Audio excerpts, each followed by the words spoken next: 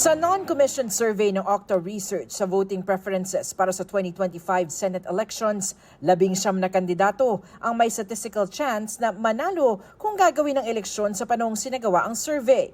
Yan ay sina Senador Bongo, magkapatid na Congressman Erwin Tulfo at broadcaster Ben Tulfo, dating Senate President Tito Soto, Senator Bato de la Rosa, dating Senador Ping Lacson, incumbent Senators Pia Cayetano, Ramon Bong Revilla Jr. at Lito Lapid, Makati City Mayor Abby Binay, dating Senador Bam Aquino, Congresswoman Camille Villar, former Senators Manny Pacquiao at Kiko Pangilinan, TV host Willie Revillame, dating DILG Secretary Benhur Abalos, Senadora Amy Marcos, Senator Francis Tolentino at artista na si Philip Salvador.